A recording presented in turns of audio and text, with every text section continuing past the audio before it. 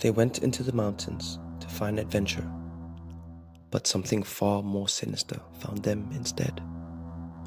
9 experienced hikers, young and full of life, set out for the frozen wilderness of Siberia in 1959. None of them would return alive. Their tent was found slashed open from the inside, their bodies scattered across the icy terrain. Some almost naked, others with injuries so gruesome they defied explanation.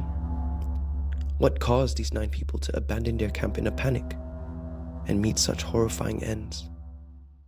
And after decades of investigations, why does no theory seem to fit the evidence? This is the chilling and mysterious story of the Dyatlov Pass Incident, one of the most baffling unsolved cases in history. A group of skilled hikers disappeared in the icy wilderness, only to be discovered in conditions so bizarre that even experts struggle to piece together what happened. Was it a freak accident? A secret Soviet experiment? Or something far more sinister? The deeper you dig, the more questions arise, and the fewer answers make sense. Let's unravel this terrifying tale, step by step. It all started in late January 1959.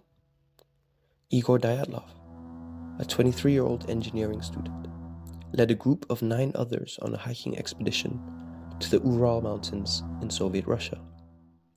The hikers, most in their early 20s, were experienced outdoorsmen who thrived in harsh conditions. Their route, approved by local authorities, was classified as a Category 3, the most difficult hiking category in the region. But these students were up for the challenge. The goal? To reach a peak called Otorten. Ironically, the name of the mountain translates from the local Mansi language to "don't go there." But the name was just a coincidence, right? Or was it? The group didn't believe in omens or curses, so they set off. They were practical, young, and full of energy, documenting their adventure through diaries and photographs. But early in the trip, one member, Yuri Yudin, fell ill with joint pain and had to turn back. He said goodbye to the group, not knowing it would be the last time he'd see his friends alive. For the remaining 9 hikers, their journey continued. They trudged through thick forests, across frozen rivers, and up steep mountain slopes, battling the brutal Siberian cold. By February 1st, they'd reached the eastern slopes of a mountain called Kholat Shakil, translated as Dead Mountain by the Mansi people. What happened next has puzzled investigators for over 60 years. The first bodies were discovered about 1,500 feet downhill, near the edge of a dense forest. They were wearing nothing but their underwear. One of them was barefoot, and none of them had proper protection against the freezing cold. It was minus 30 degrees Celsius, or minus 22 degrees Fahrenheit that night, meaning death by hypothermia was almost certain. But why had they abandoned their tent in such a rush? As searches continued, more bodies were found deeper in the forest. Some were huddled near the remnants of a fire, as if they tried desperately to stay warm. Others were found sprawled in the snow, frozen in positions of panic or exhaustion. But the real horror was yet to come. The final 4. The last 4 bodies weren't discovered until 2 months later, buried under several feet of snow. Unlike the others, these hikers had sustained injuries so severe that investigators were left speechless. One woman was missing her eyes, tongue, and part of her lips. Another had his ribs shattered, with injuries so forceful they were compared to the trauma from a car crash. One hiker had a fractured skull, while another's chest was completely crushed. Yet, strangely, there were no external wounds, no bruises, cuts, or signs of struggle. Adding to the horror, several victims had burns on their bodies and clothing. Some of these burns were minor, like singed fabric and patches of charred skin. Others were more severe, with deep burns on their hands and legs. Investigators theorized that they might have gotten too close to the fire they'd built in the forest, possibly in a desperate attempt to stay alive. But why would seasoned hikers, accustomed to extreme conditions, make such a mistake? And why were some burns found in places that didn't align with the fire? This only deepened the mystery. Also adding to the mystery, some of the clothing was found to have traces of radiation. What could possibly explain injuries so bizarre and terrifying? Over the years, countless theories have emerged to explain the Dyatlov Pass incident.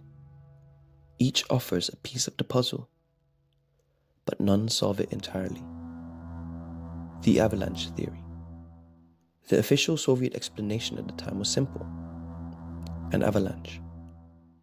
Investigators suggested that a sudden wall of snow had forced the hikers to slash their tent and flee. But this theory has its problems. First, the slope they camped on wasn't steep enough to cause a major avalanche. Second, the tent and surrounding area showed no clear signs of avalanche debris.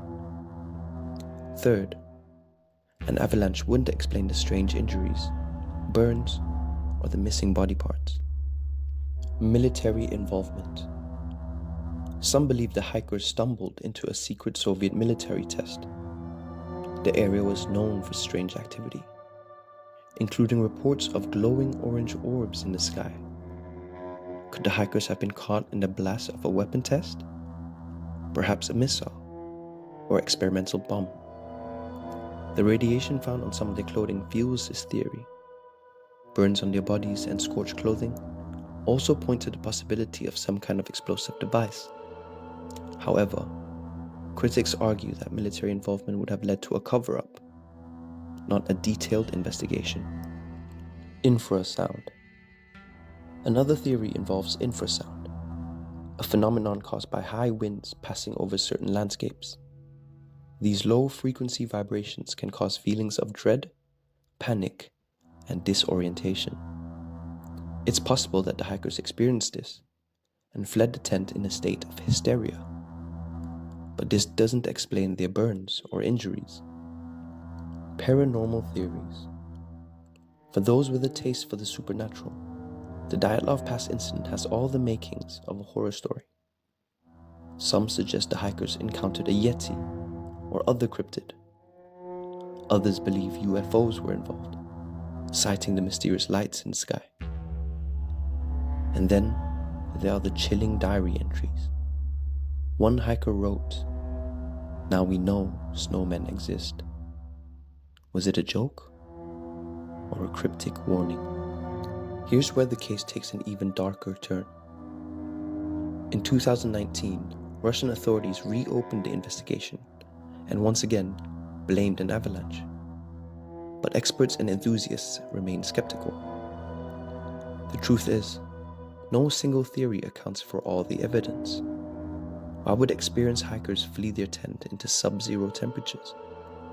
How did they sustain such brutal injuries and burns without external wounds? And what caused the radiation on their clothes? The case has baffled scientists, investigators, and conspiracy theories for decades. And as the years pass, the answers seem to drift further out of reach. The Dyatlov Pass incident is a haunting reminder of how little we truly know about the world's most remote and dangerous places. It's a story of 9 young adventurers who set out to conquer the wilderness, only to meet a fate that defies explanation. Was it nature? Was it something man-made? Or was it something far more sinister?